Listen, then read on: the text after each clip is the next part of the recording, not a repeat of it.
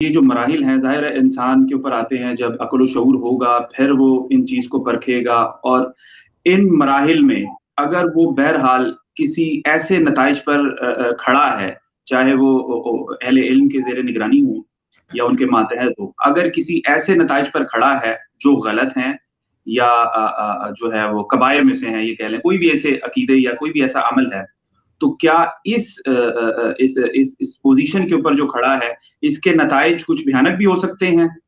بالکل بھیانک ہو سکتے ہیں. دیکھیے دنیا کی ہر فکر جو ہے وہ اپنے چند اساسی مقدمات رکھتی ہے. جب بھی کوئی شخص اہل علم علماء کے پاس جاتا ہے، ان سے دین اور دینی فکر کو سمجھنے کا آغاز کرتا ہے، تو اس کو اپنے پیش نظر یہ بات رکھنی چاہیے ہے کہ جو کچھ دین وہ دیں گے وہ 5 چیزوں سے پاک ہونا چاہیے. یعنی اگر اس میں یہ چیزیں پائی جائیں گی تو پھر وہ دینی فکر جو کچھ دین کا مجموعی ڈھانچہ ہے اس سے متصادم ہو جائیں گے. وہ کسی بھی مکتبہ فکر کے عالم ہوں، اگر ان کی فکر میں یہ چیزیں پائی جاتی ہیں تو اس کا مطلب یہ ہے کہ یہ گمراہی کا سرچشمہ ہے. اس کا مطلب یہ ہے کہ دین کا مجموعی ڈھانچہ اس کے تار و پود بکھر گئے ہیں. اس میں پہلی چیز کیا ہے؟ پہلی چیز خود قرآن مجید نے بتائی ہے، وہ یہ ہے کہ 2 طرح کی چیزیں ہیں اللہ کی ہدایت میں، ایک محکم ایک متشابہ.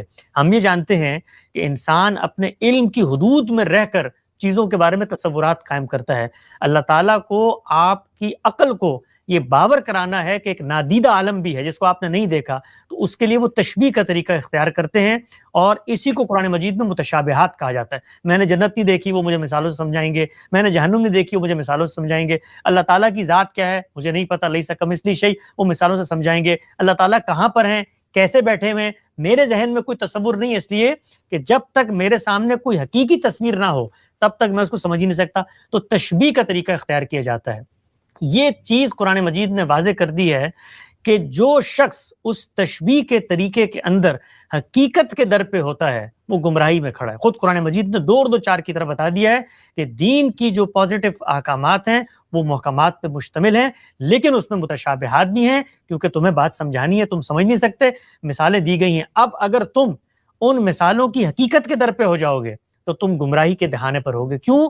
کیونکہ تم ان کو جاننے کی کوئی صلاحیت ہی نہیں رکھتے. تم نے جنت دیکھی نہیں ہے، تم کیسے کہہ سکتے ہو؟ تم کیسے کہہ سکتے ہو خدا کی ذات کیا ہے، خدا کی وجودی حقیقتیں کیا ہیں، یہ کائنات کی جس طرح خدا نے ابتدا کی اس عمل کی نوعیت کیا ہے، ہم نہیں جانتے. یہ ساری بحثیں ہمارے ہیں جو پیدا ہوتی ہیں وحدت الوجود کی، خدا کی ذات کے حوالے سے آراء دینے کی علم کلام کے اندر، یہ سب کی سب اس دائرے میں جانا ہے جس دائرے کے بارے میں اللہ تعالیٰ نے منع کر دیا. تو یہ پہلا زینہ ہے فکری گمراہی کا. دوسری چیز کیا ہے؟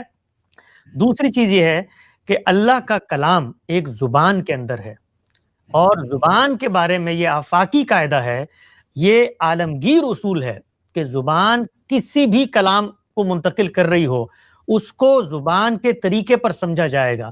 زبان کیا چیز ہے؟ زبان نطق ہے، جیسے بولی جاتی ہے، منطق نہیں ہے. تو کوئی بھی عالم، کوئی بھی دینی فکر، کوئی بھی بڑا رہنما، کوئی بھی شیخ اگر آپ کو کوئی ایسی تعویل دیتا ہے جو زبان کے دامن میں نہیں سمیٹی جا سکتی، یعنی قرآن مجید کی ایک عربی زبان ہے لیکن وہ یہ کہتا ہے کہ میں اس زبان کا ترجمہ آج سے خود کروں گا، میں نے اس کے مشتقات اور اس کے مادہ اصلیہ کو رکھ کے ایک نیا مفہوم دریافت کر لیا ہے، لہٰذا اس کی روشنی میں تو ہم وہاں پر اس کا ہاتھ پکڑ کے کھڑے ہو جائیں گے، بہت محبت کے ساتھ ہم کہیں گے یہ کام آپ نہیں کر سکتے. کیوں نہیں کر سکتے؟ یہ عالمگیر علم و عقل کے مسلمات کے منافی کام ہے.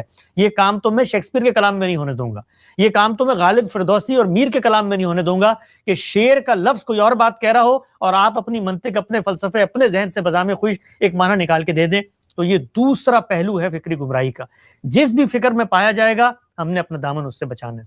ایک تیسری چیز، وہ تیسری چیز یہ ہے کہ جب بھی دنیا میں کوئی کلام وجود پذیر ہوتا ہے تو وہ کلام تاریخ اور علم اور عقل کے مسلمات کو کلام میں انیشیٹ کر کے بیان نہیں کرتا. دنیا میں ہر کلام جو مسلمات عقلی ہیں ان کو مان کر گفتگو کر رہا ہوتا ہے. لہٰذا اب کوئی فکر آگے بڑھ کے کہے کہ جی تورات کا مطلب تو ہے قانون، انجیل کا مطلب تو ہے خوشخبری، لہٰذا اب ہر وہ بات جو خوشخبری ہوگی ہم اس کا انجیل پہ انطباق کر لیں گے. اور پھر یہ بنی اسماعیل کیا چیز ہے، یہ کہاں سے آ گیا، قرآن مجید میں ان کا کہاں ذکر ہے؟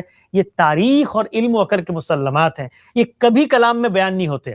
میں آپ سے گفتگو کر رہا ہوں تو گفتگو کرتے ہوئے جب میں کہتا ہوں کہ ہم پاکستان کے باشندے ہیں تو کبھی نہیں بتاتا کہ پاکستان جنوبی ایشیا میں کہاں واقع ہے، کب آزاد ہوا، اس لیے کہ علم اور عقل کے مسلمات ہیں. لیکن اگر کوئی دینی فکر کلام کے اندر سے جا کر ان کو تلاش کرنا شروع کر دے تو وہ گمراہی کے زینے پر ہے. یہ تیسری چیز ہے. چوتھی چیز کیا ہے؟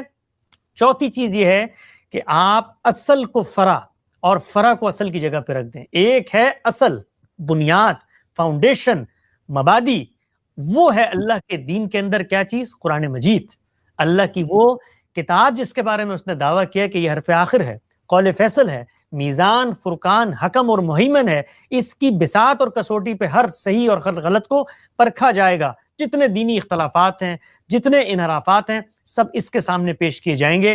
لیکن آپ اس کی ترتیب کو الٹ دیتے ہیں. آپ کہتے ہیں کہ نہیں، ہمیں جو تاریخ ملی ہے رسول اللہ صلی اللہ علیہ وسلم کی نسبت سے لوگوں کے اپنے انیشیٹو پہ، ہم اس کی روشنی میں اس کلام کو سمجھیں گے. تو آپ نے کیا کیا؟ ترتیب کو الٹ دیا، اپ سائڈ ڈاؤن ہو گیا. آپ نے قرآن کو فرع کی جگہ پہ رکھ دیا، اور جس چیز کو فرع کی جگہ پہ آنا تھا اس کو اصل کی جگہ پہ رکھ دیا. چنانچہ جو لوگ روایات کی بنیاد پر قرآن مجید کی تعویل کرتے ہیں، توجیہ کرتے ہیں، اس کی آیات کی تنسیخ کرتے ہیں، وہ فکری گمراہی کے اس چوتھے زینے پہ کھڑے ہیں. ہر وہ دینی فکر، ہر وہ دینی عالم جو آپ کو یہ تعلیم دے، آپ کو گمراہی کی طرف لے کے جا رہا ہے. کیوں؟ کیونکہ یہ پورے کے پورے دین کے اندر جو ترتیب خود خدا نے مقرر کی ہے اس کو بکھیرنے کے مترادف ہے، اس کو تبدیل اور مسخ کرنے کے مترادف ہے. یہ کام نہیں ہو سکتا. یہ چوتھی چیز تھی. اور پانچویں چیز کیا ہے؟ پانچویں چیز ہے بدعت، ابتدا. خود دین نے بتا دیا ہے، قرآن مجید نے واضح کر دیا ہے کہ اللہ کے نام پر آپ کسی چیز کو دین قرار دیں تو یہ افتراء علی اللہ ہے، یہ اللہ کے اوپر جھوٹ باندھنا ہے. جب آپ اللہ پر جھوٹ باندھتے ہیں تو آپ ابتدا کرتے ہیں، آپ خود سے دین ایجاد کر رہے ہوتے ہیں.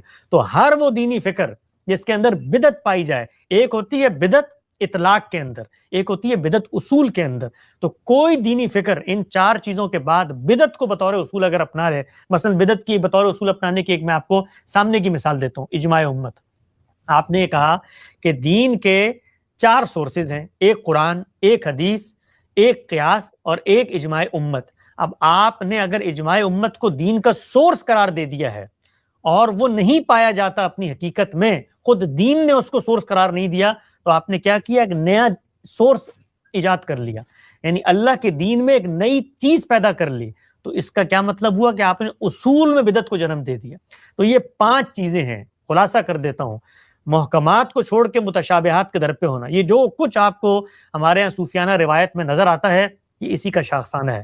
اس کے بعد زبان نطق ہے، منطق نہیں ہے. یہ جو کچھ آپ کو اس وقت عہد قریب کے اندر پوری کی پوری قرآن کا نام لے کر قرآن کا انکار کرنے والے حقیقت میں جو نظر آتے ہیں وہ یہ لوگ ہیں. لوگ عام طور پہ کہتے ہیں کہ جی وہ سنت کو نہیں مانتے تھے. ہم یہ کہتے ہیں نہیں، وہ قرآن کو نہیں مانتے تھے. کیوں؟ کیونکہ قرآن کی ایک زبان ہے، انہوں نے گھر میں بیٹھ کے زبان بنائی اور پھر اس کی روشنی میں قرآن مجید کے تراجم کیے، قرآن مجید کے مفاہیم اور مطالب طے کیے. دوسری چیز، تیسری چیز کیا؟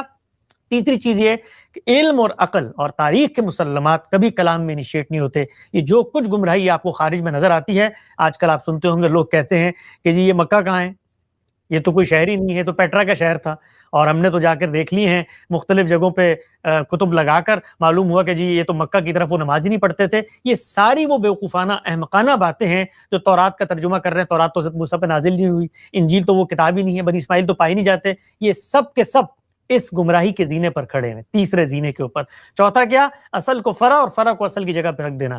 قرآن کو حدیث کی روشنی میں سمجھنا یہ فکری گمراہی کا چوتھا زینہ ہے. حدیث کو قرآن کی روشنی میں سمجھا جائے گا. اور پانچویں چیز کیا ہے؟ بدعت، ابتدا. اور اس کی اصول میں مثال کیا ہے؟ اجماع امت کو بطور ماخذ اور مستر دین کے اصول بنا لینا. جو بھی فکر آپ کو یہ 5 چیزیں سکھاتی ہے، اپنا دامن آپ نے اس سے بچانا ہے، ان کو دور سے کھڑے ہو کے سلام کرنا ہے اور یہ کہنا ہے کہ تمام دین کے بارے میں استفادہ کریں گے. یہ وہ چیزیں ہیں جس میں مجھے عالم ہونے کی ضرورت نہیں ہے، جس میں مجھے کوئی فنی گرفت ہونے کی ضرورت نہیں ہے. یہ علم، عقل اور خدا کی کتاب نے 2 اور 2 4 کی طرح یہ 5 چیزیں بیان کر دی ہیں. میری فکر میں یہ 5 چیزیں پائی جائیں تو آپ کو مجھ سے اجتناب کرنا چاہیے. آپ کی فکر میں 5 چیزیں پائی جائیں گی تو یہ گمراہی کی فکر ہوگی.